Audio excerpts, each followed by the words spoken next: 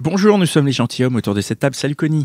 Salut Pascal, salut Dan. Salut Pascal, salut Connie. Eh bien, bienvenue dans ce nouvel épisode du podcast qui s'intéresse aux relations entre les hommes et les femmes. Donc voilà, tous les 15 jours, nous sommes trois copains qui nous posons des questions sur les femmes, sur un sujet en particulier. Et donc, bien, ouais. On invite à chaque épisode une fille différente pour échanger avec elle nos points de vue sur ce sujet. Le sujet du jour, tadadadam, l'abstinence. C'est un gros sujet. Mais oui. Attention. Et notre invitée, c'est Hermine. Salut Hermine, qui es-tu ? Hello. Salut Hermine. Bonjour Hermine. Merci de me recevoir. Je suis Hermine, j'ai donc 30 ans et je suis professeure de yoga à Paris et podcasteuse également. Ah d'accord, Une collègue. sympa, très bien. Hermine, qu'est-ce que tu entends par abstinence ? C'est de m'abstenir de quelque chose qui me fait pas forcément du bien. Je préfère éviter un mauvais coup plutôt que de m'imprimer d'une énergie qui n'est pas forcément positive pour moi. D'accord, donc tu parles de choses en général. Non, là on parle de sexe, nous. Tu parles... Ouais, mais Ça s'applique au sexe et pour plein d'autres choses. Si je dois faire une comparaison assez simple, par exemple, tu vas avoir une tablette de chocolat sous les yeux. Elle a l'air très bonne quand même, la tablette. Tu sais qu'elle est bonne, tu sais le goût qu'elle a, etc. Si tu la manges et que tu la termines comme ça, elle va pas te nourrir. Alors que si tu vois un beau bol de, je sais pas moi, chia seeds avec des fruits et tiens, des copeaux de coco, etc. Machin, c'est peut-être pour certains pas forcément excitant comme image, mais moi oui, ça me plaît. Et ce que je sais, c'est que ça va avoir pas le même goût en termes d'énergie. Ça va te nourrir le corps différemment parce que ça a de vraies valeurs nutritives et du coup l'énergie même de ce que dégage ce plat va t'apporter beaucoup plus dans ton corps et dans ton énergie, et du coup ça va te permettre d'être comme redynamisé, ça t'apporte quelque chose vraiment, tu vois. Moi, C'est une belle métaphore tout ça. oui, mais moi ce que j'entends, c'est que dans les deux cas, tu manges. Dans les deux Donc cas, l'abstinence, c'est quand tu manges pas en fait. Ce qui est très différent entre vous et nous, c'est que ce qui est sûr, c'est que l'être humain on est tous, tout est énergie autour de nous, sur la planète, l'univers, tout ça, tout est énergie. Pascal, tu es énergie. Je sais. Énergie, Je sais. énergie. Mais j'ai perdu mon fil. Donc tu disais la différence entre vous et nous, donc j'imagine la tu voulais dire différence. entre les garçons et les filles. Absolument. C'est que malgré tout, même si vous vous imprégnez aussi de l'énergie d'une femme quand vous avez un rapport sexuel avec elle, la femme le garde plus. Et même la façon dont notre organe génital est fait que après avoir pris un coup, ça laisse comme un gouffre si c'est pas quelque chose de positif. Si le rapport, l'échange d'énergie à ce moment-là ne l'était pas, ça laisse quelque chose qui, au début, tu le sens pas. Parce que ce qui est assez intéressant, c'est que dans mon jeune âge, j'étais loin d'être abstinente. Au début, tu le remarques pas trop, et puis tu dis, c'est pas grave, s'il rappelle pas, c'est que c'est lui qui passe à côté de quelque chose, he's lost, by on to the next, et tu passes au mec suivant, et au fur et à mesure, tu te rends compte que plus ça va, plus tu te sens vidé, et ça devient difficile, mais attends, et tu là- te sens utilisé un peu. Là, tu parles de deux choses qui sont différentes, c'est-à-dire que tu parles d'un côté du coup et de l'autre côté du fait qu'il rappelle ou pas, mais c'est indépendant, c'est-à-dire que le coup il peut être positif et après s'il rappelle pas, c'est encore autre chose. Pascal, tu défends ta propre chapelle là, c'est ça, non C'est compliqué donc, parce que du coup, j'en arrive à mon exemple très récent. Oui. J'ai fait l'amour, pas ce vendredi-là, la semaine dernière, avec un mec très charmant qui m'a fait dehors tout les surprises à se pointer chez moi par surprise au matin en me disant t'as bien dormi, qu'est-ce que tu dis si je te dis que je suis là avec la photo de ma rue et tout, enfin, trop sympa, tu vois. Genre, je trouve ça cool. Je suis pas tombée amoureuse du type, mais bon, effectivement, j'ai ouvert mes cuisses après 6 mois d'abstinence.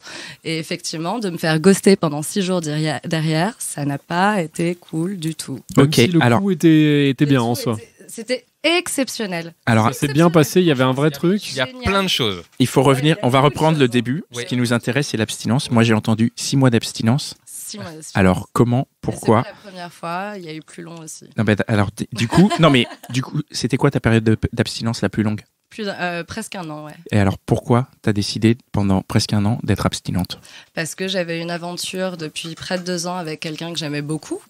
C'était pas, on n'était pas en couple, c'était pas, tu vois, on n'a pas mis de label dessus, mais c'était cool quand même.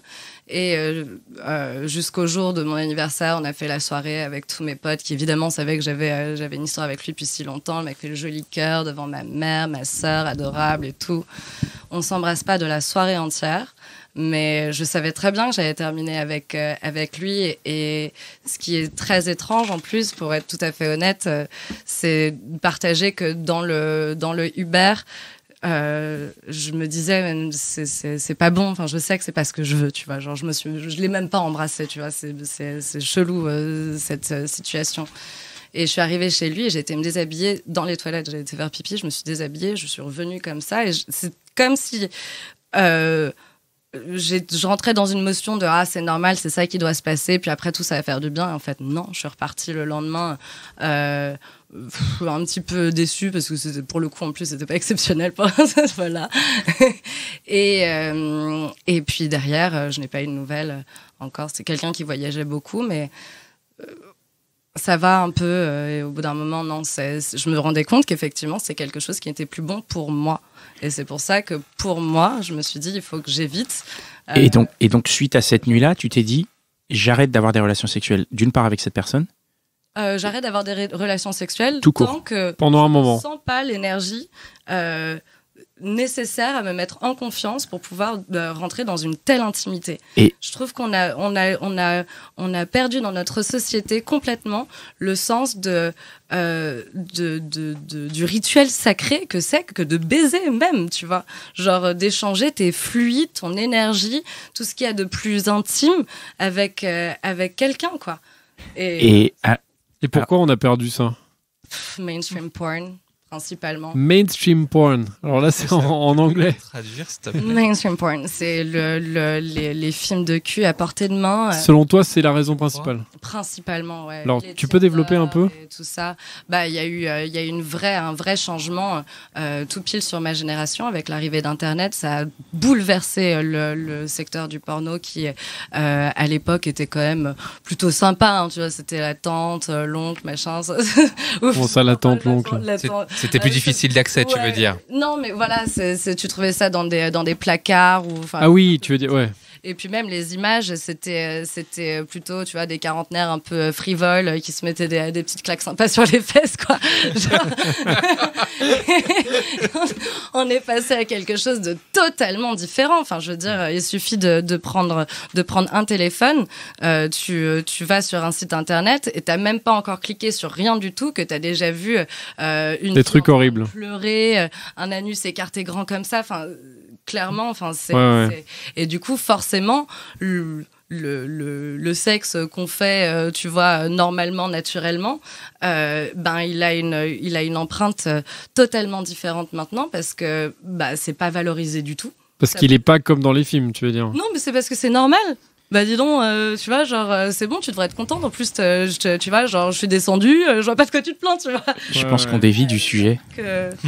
Non, mais ça amène à l'abstinence. Ça, c'est la raison. Ouais. Ouais. Donc, toi, tu penses qu'à cause du porno, donc on a des mauvaises énergies, en gros, si je résume. Mais est-ce que c'est à cause du porno que toi, t'es abstinente ? Non, c'est une conséquence. Donc c'est une conséquence directe pour toi, c'est-à-dire que toi, dans ta logique de te dire à un moment donné, je couche plus avec aucun mec tant qu'il n'y a pas une énergie qui passe, c'est lié au fait que tu fais partie d'une génération porno, c'est ça ?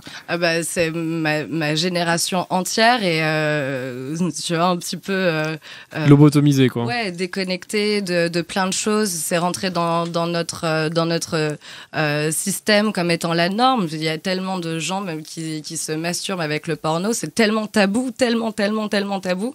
Mais c'est le cas même des filles et ça vient mettre des choses dans notre esprit dont on n'a pas forcément envie, des fantasmes, etc. Et du coup, ça provoque en nous des réactions qu'on n'aurait pas forcément, à faire des pratiques, à pratiquer des choses qu'on ferait pas forcément. Adolescente, j'ai à mon actif Je sais pas si je devrais dire ça, mais c'est vrai, à 15 ou 16 ans, j'ai fait un ou deux plans à 3, tu vois. C'est pas forcément quelque chose qu'à 15 ou 16 ans, j'aurais imaginé seule.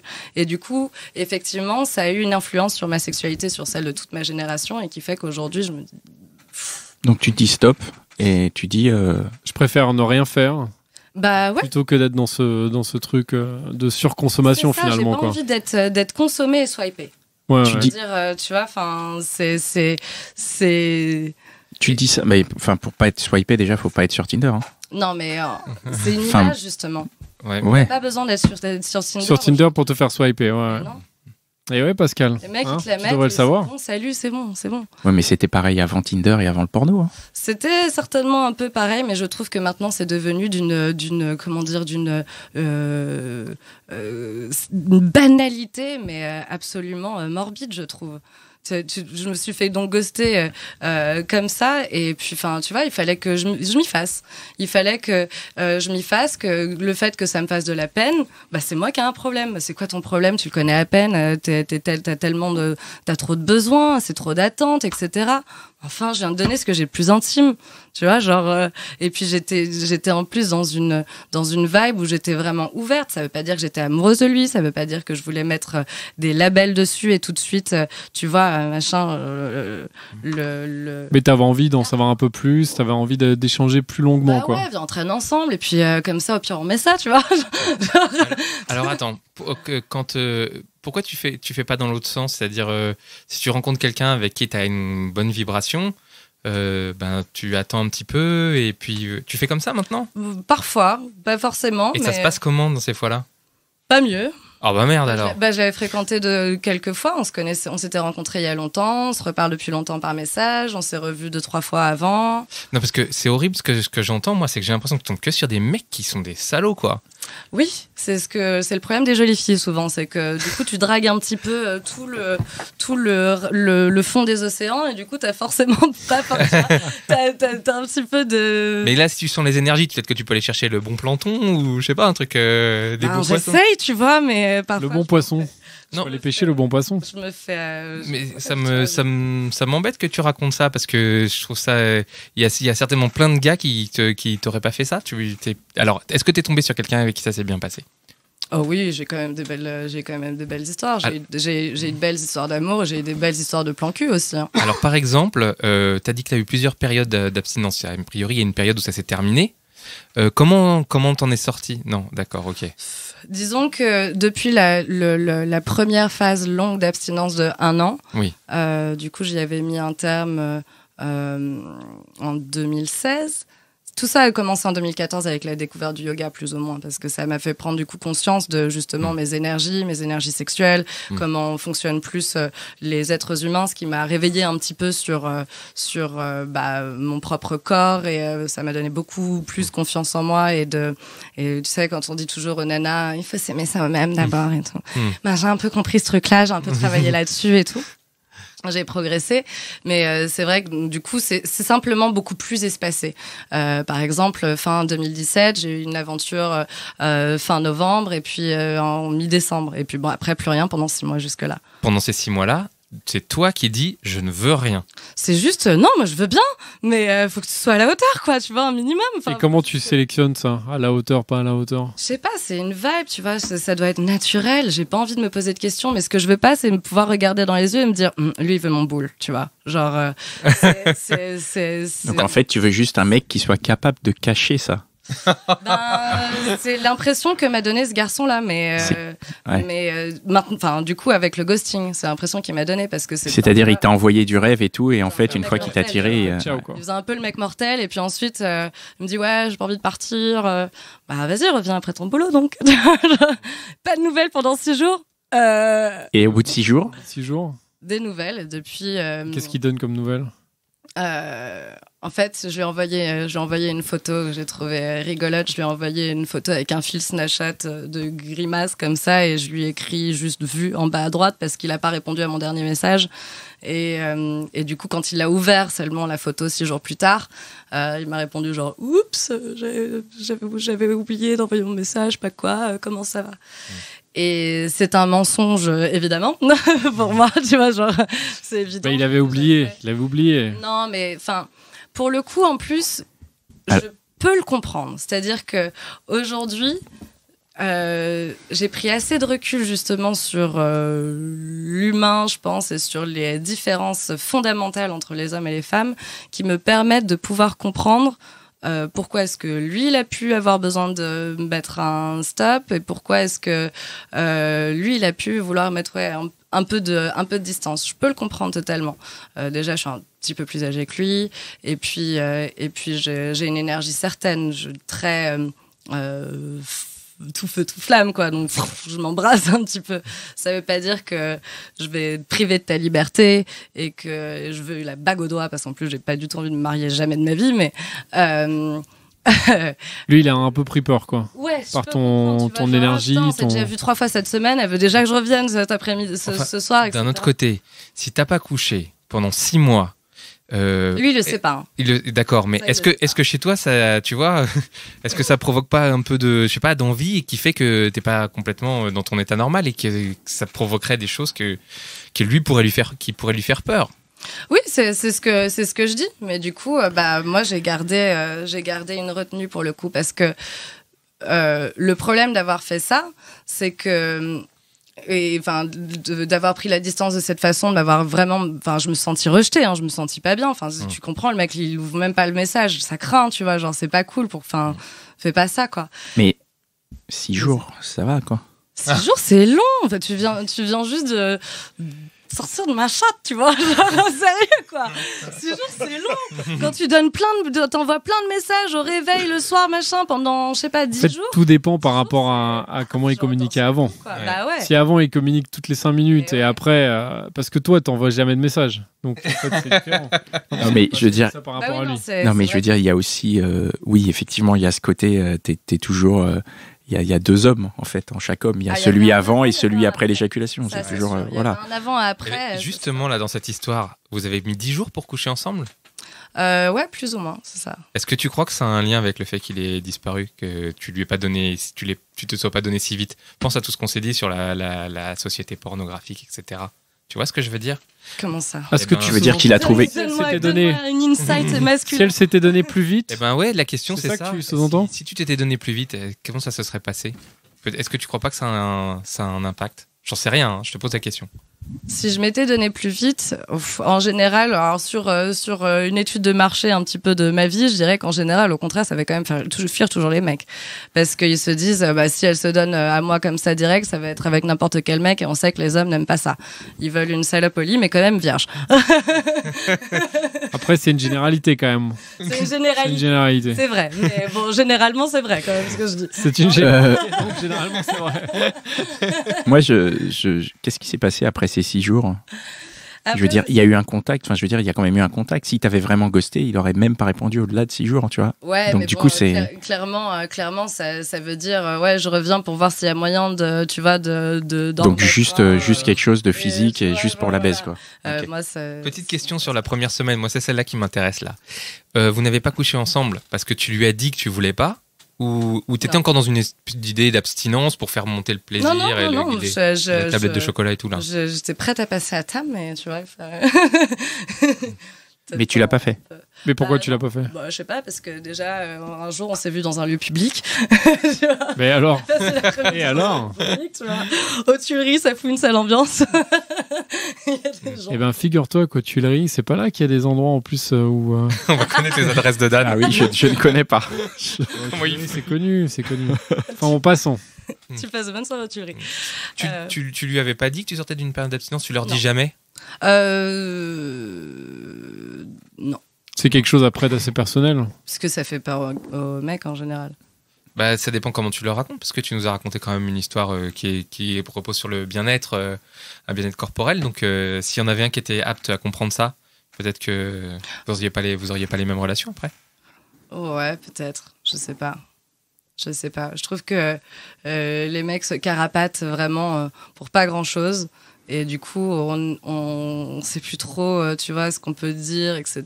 Si tu dis ça, tu as c'est une généralité un peu, non? Et puis en plus, comment dire, J'ai encore perdu mon fil.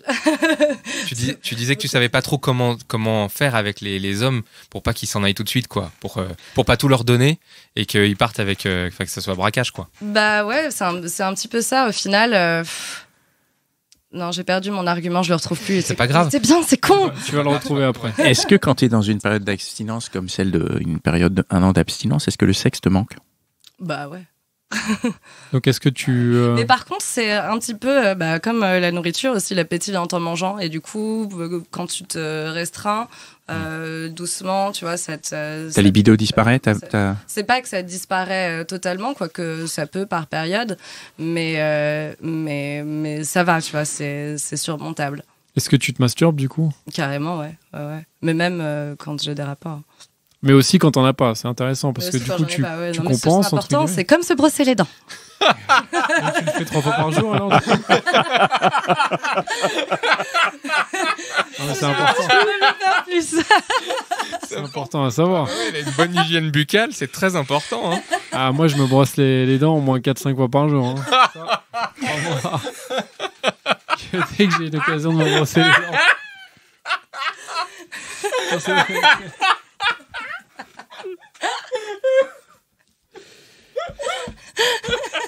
Ok. Et du coup, moi, je vais revenir sur cette histoire de manque de sexe, c'est-à-dire que moi, ce qui m'intéresse, c'est aussi le procédé dans lequel, à un moment donné, donc tu sors de cette relation sexuelle, tu dis bon, le mec, il était dans ma chatte, c'était naze, je vais pas remettre ça.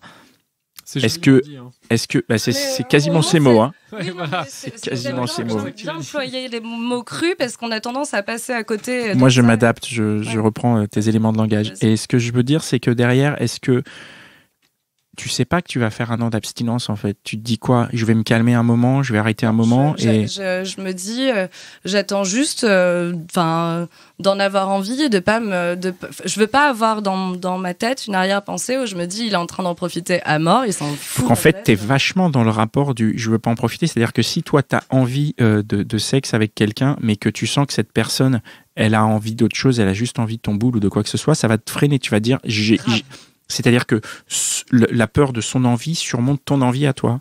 Ouais. Waouh, c'est pas très excitant, un mec qui. Et pourtant, tu peux avoir des super coups de la viande, quoi. Avec un. Ça peut être excitant. C'est juste un coup, non? Tu peux pas avoir un. Hein? Pardon, vas-y, excuse-moi. Tu peux pas avoir une superbe baise entre guillemets avec quelqu'un où la personne n'attend rien. C'est juste le moment présent. Si, non, en plus ça m'est déjà arrivé et puis justement en plus mon année d'abstinence j'avais mis un terme avec un mec j'étais en voyage, j'étais à l'autre bout du monde donc je savais que fondamentalement c'est sûr que j'allais pas le revoir. C'était un coup d'un soir dans ce sens-là. Voilà, mais c'est pas le fait qu'il n'y ait pas de suite qui me pose problème et la raison pour laquelle tu t'abstiens. Je m'abstiens. C'est plus la forme, tu vois, générale du truc. C'est-à-dire tout le côté de la manière de séduction qui amène le mec à l'avant, le pendant, l'après. Ça, c'est des choses qui, dans notre société actuelle, est-ce que toi tu reçois, ça te déplaît? Qu'est-ce qu'il faudrait pour que ça te plaise? Il faudrait que ça se passe comment? C'est difficile parce que ça dépend de la personne, ça dépend du moment, ça dépend de. Mais je trouve que c'est juste une question d'approche. Et comme quand on dit au mec, il faut plus aborder les filles dans la rue parce que en ce moment c'est chaud, tu vas te faire mordre, etc. C'est une question d'attitude. Tu peux toujours aborder une fille dans la rue aujourd'hui. Si tu vois, c'était dans un de vos épisodes d'ailleurs, une fille qui avait dit si tu vois que la meuf elle te regarde, tu vois, tu sais que tu peux y aller. Si elle te calcule pas. Sourire et tout, tu mets les formes, tu fais un sourire, tu peux faire un bisou à la meuf avec qui tu viens de faire l'amour, tu vois, tu restes quelques je sais pas, un quart d'heure avec elle, 20 minutes, je sais pas, fumer une clope ou j'en sais rien, tu bois un truc et puis tu dis à bientôt ou pas, tu vois, mais tu dis ce que tu penses. Tu dis pas oui, je te tiens au courant pour revenir tout à l'heure et en fait, je te donne pas de nouvelles pendant 6 jours. Parce que forcément, moi, ça me jette un glaçon de fou. Ouais, même si c'était exceptionnel, effectivement, je préfère me dire, non, je préfère pas. Tu vois, du coup, là, dans les messages, moi, je lui ai dit, quand il est revenu comme ça, oups, j'ai oublié mon message, je lui ai dit, all good, bonne fin de semaine. Tu vois, genre. Et ensuite, il a fini par me poser la question, par me dire, j'ai dit un truc qu'il fallait pas. Et je lui ai dit, non, rien qu'il fallait pas, mais. Je sais plus, mon texto était très bien. Non mais tu vois, c'est fou parce que ça veut dire qu'il y a juste une différence de perception parce que soit il te prend pour une conne en disant j'ai dit quelque chose qu'il fallait pas, soit pour lui 6 jours c'est rien quoi. Ouais, non, il a fini par me dire qu'il recherchait rien de sérieux et j'ai dit mais plus que quoi en fait, parce que moi je Toi, tu cherchais pas quelque chose de sérieux non plus. Ouais. Tu vois, c'était nickel. Je dis no label. J'ai pas non plus envie de me priver de ma liberté du tout, mais ouais, j'ai encore oublié la fin de ce texto qui était cool aussi, mais Là, tu parles que de relations vraiment vite fait et quand t'as été en couple ou amoureuse, ça te... en couple je suis pas insistante, hein, ça c'est sûr. Mais C'est pour ça que j'en parle pas, tu vois. ça te rappelle pas qu'en fait, ces mecs-là, c'est peut-être pas des mecs bien, quoi, c'est tout. Ben ouais, c'est la question que ça soulève. Ensuite, ce qui est sûr, c'est que dans cet univers, rien n'arrive jamais par hasard et que cette situation, si elle s'est manifestée, c'est que j'en ai quelque chose à en tirer. Et du coup, ben, j'ai essayé de prendre le recul nécessaire pendant ces 6 jours de ghosting pour justement, moi, me remettre en perspective et puis peut-être réaliser qu'effectivement, ben, j'avais des attentes, peut-être je projetais des choses et peut-être aussi que me mettre aussi un peu à sa place, tu vois. Et peut-être voir aussi effectivement sa perspective et dire qu'effectivement bah, c'est cool, effectivement on n'est pas obligé de se voir autant, mais j'ai perdu le fil de ta question cette fois-ci. C'est pas grave. Est-ce que suite à ces 6 jours de ghosting, si je retrace, t'as eu 6 mois d'abstinence, il y a ce mec, et après donc 6 jours de ghosting, et après qu'est-ce que tu t'es dit? Est-ce que tu t'es dit bon, retour dans l'abstinence, salut les gars? Qu'est-ce que tu fais à ce moment-là? Ou est-ce que tu te dis, enfin, tu vois, dans quel état d'esprit tu es après ça? Est-ce que tu dis, bon, bah, je vais rester dans l'abstinence, je vais y revenir, c'est plus intéressant ou... Non, mais c'est encore une fois, c'est pas, je fais pas le choix de l'abstinence. Genre, c'est pas comme les Américaines, tu sais, qui mettent leur virginity ring là et qui disent pas avant le mariage. C'est pas ce choix-là. C'est plus, non, mais je préfère du coup être abstinence plutôt que d'avoir un genre de revenge sex et genre être là à télécharger Tinder et aller swiper. Ouais, de prendre le premier venu quoi. Exactement, pour dire ah ouais c'est comme ça, et ben tu vas voir. mais c'est plutôt faire le. Mais ça consiste en quoi? Le revenge sex, je découvre. Moi aussi, c'est quoi ça, le revenge sex? C'est connu quand même les gars. Non, je connais pas, moi je suis désolé. C'est un effort. C'est un caillou. Non mais c'est quoi? Ça veut dire quoi? Ça veut dire que t'installes Tinder, tu baises le premier venu? On va parler entre jeunes. C'est quoi? Attends, juste une parenthèse pour expliquer ce que c'est que le revenge sex aux éventuels auditeurs qui ne sauraient pas. Nous, on sait ce que c'est, évidemment. Je ne sais pas ce que c'est, moi. Ouais, c'est quoi? Alors, le revenge sex, ce serait de calmer ma déception et ma colère en me tapant plus ou moins le premier venu. Pour dire, ah ouais, c'est comme ça, bon bah maintenant. Mais En quoi c'est une revanche? T'es content quoi. C'est une revanche. Ah bah ça tombe très bien, tu vois, c'est ce qu'on appelle la chance. Exactement. Mais du coup, oui, c'est ça, c'est une revanche contre... C'est ça, tu reçois directement le tu fais quoi ce soir, tu vois. Là, t'es très content, tu dis. Bon. Moi, j'ai du mal à avoir la revanche, ouais, je vois pas du tout. Ben, En fait, c'est juste une défoule, quoi. Par rapport à, oui, pour toi-même, tu vois, genre, au lieu d'être chez toi le soir seul, sur Netflix a remarqué que c'est le 6e jour sans nouvelles, tu vois. Et ben, t'es avec un autre mec, voilà, et voilà. Et du coup, tu te. C'est une revanche par rapport au. Tu vois, tu te Ouais. consoles. Je me suis pris Non, un c'est pas coup par rapport à lui. D'accord. J'ai aucune animosité vis-à-vis de lui. Je lui en veux pas. Je pense pas que ce soit un sale type de m'avoir ghosté, effectivement, entre guillemets, que 6 jours, quoi. Mais Pascal, c'est sûr qu'il voit pas le mal là-dedans parce que il m'a dit hier. Qu'est-ce qu'il y a? on rigole parce que moi j'ai vu une question là sur la liste de questions de Pascal. Alors je cite, sucer, ça compte. Non, c'est parce que la question complète, c'est quelle pratique t'autorises-tu pendant la période d'abstinence et est-ce que sucer ça compte? Est-ce que si tu fais que sucer, est-ce que c'est quand même... C'est un enfoiré, lui. Hein. C'est un enfoiré, il t'a balancé. Hein. J'assume. Non, sucer compte pas. Ah. Ça compte pas. Non. Donc, c'est-à-dire je parle vraiment de la pénétration vaginale. Ouais. D'accord. Principalement. Ouais, Ah, donc t'as une période d'abstinence, t'as une soirée, t'as envie de sucer un gars, c'est bon quoi, c'est pas un acte sexuel. Ouais.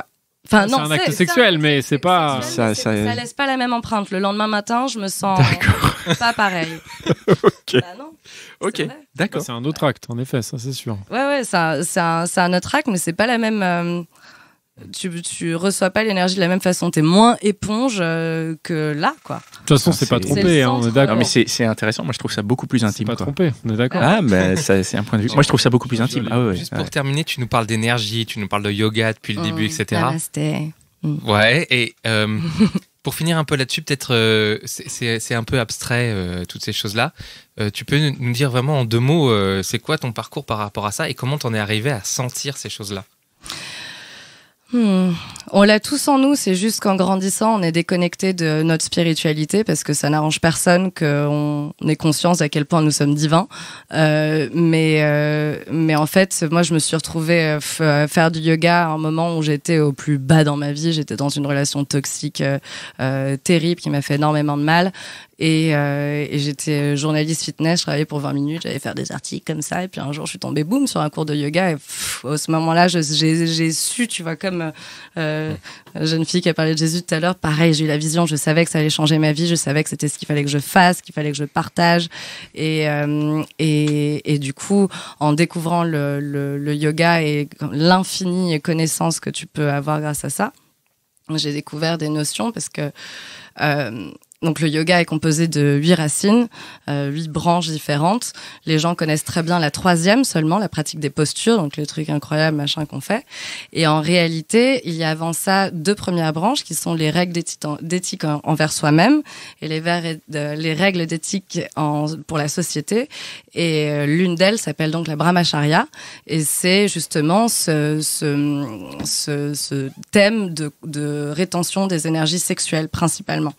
Car donc tout ce qui est désir, etc., machin, c'est lié au chakra de la créativité qui se trouve entre le nombril et le bassin. Et donc tout ce qui est sexuel, désir, etc., c'est au même endroit que les mêmes pulsions de création de quelque chose. Chez les femmes, c'est très sensé puisque création, procréation, bon bah c'est tout logique ici. Et du coup, ça a fait du sens quand j'entendais mon prof dire que, notamment même pour les hommes, la Brahmacharya est encore plus entre guillemets importante parce que vous, du coup, quand vous éjaculez, vous libérez du prana, de ce que les yogis appellent prana, c'est l'énergie, donc vous libérez du prana, et donc en faisant ça, finalement, vous vous videz de quelque chose, et du coup, c'est pour ça que c'est important aussi pour vous de réaliser à quel point il y a du sacré là-dedans, et à quel point en connectant avec une femme, il est important de savoir dans quel état d'esprit elle est, si c'est une personne qui pense plutôt de façon positive ou négative, est-ce que elle-même elle s'aime, et est-ce que du coup elle dépose comme empreinte énergétique dans l'enveloppe que nous sommes. Ok, très bien. Voilà. Waouh. Merci. Ah, Dan, je pensais que tu allais dire, mais il faut te trouver un prof de yoga ou quelqu'un qui est dans la même pensée, quoi. Inch'Allah. Il y a une raison pour tout ça, et comme je disais, je pense qu'il n'y a pas d'hasard dans cet univers, et je pense que vraiment j'ai vécu ces choses-là pour les partager. Je crois vraiment que c'est mon chemin de vie. Moi, ça me fait triper de raconter des choses et de partager ce que je comprends, j'expérience, etc. Et je pense vraiment que cet épisode était destiné à arriver, et que même si je rencontre personne, on s'en fout. Enfin, ce ghosting-là, il est arrivé pour que j'ai quelque chose à dire aujourd'hui, quoi. Ok. Ok. Dan, Merci. une dernière question. Oui, moi j'ai toujours une dernière question. Alors moi j'ai une question par rapport si tu rencontres un mec qui s'abstient et qui justement te dit, écoute Hermine, tu me plais, tout ça, mais moi ça fait... Alors soit il te dit, moi ça fait 2 ans que j'ai pas couché avec quelqu'un, comment tu le vis? Ou s'il te dit, écoute, moi j'ai envie qu'on soit ensemble, mais par contre là je suis dans une période d'abstinence et on couchera ensemble que dans 6 mois. Je trouverais que ce serait très cool, mais je pourrais pas forcément lui garantir de l'attendre. Enfin, ça dépend à quel stade de la relation, tu vois. Mais et puis ça dépend aussi du mec aussi, parce que 2 ans, ça peut, surtout pour un garçon, t'es là, quel est le problème? Assieds-toi, on en parle, tu vois. Ça peut être un certain, en plus une certaine durée d'abstinence. Ça peut même carrément devenir un drapeau rouge pour moi. Genre, ah oui. C'est combien la durée à peu près? C'est combien la durée? Au bout de combien de temps tu dis, c'est chelou? Passer en drapeau rouge au bout de combien de temps? Je dirais 1 an et demi. Ah ouais, putain, c'est long quand même. C'est super long, mais Pascal, on se moque pas. Je ne me moque pas. Ah, je me moque pas du tout. Pas à l'occasion et qui sont peut-être des garçons très bien. pour moi, C'est pas pareil. En vrai, si j'étais arrivée dans le studio en vous disant, bah voilà, ça fait 1 an que je suis abstinente.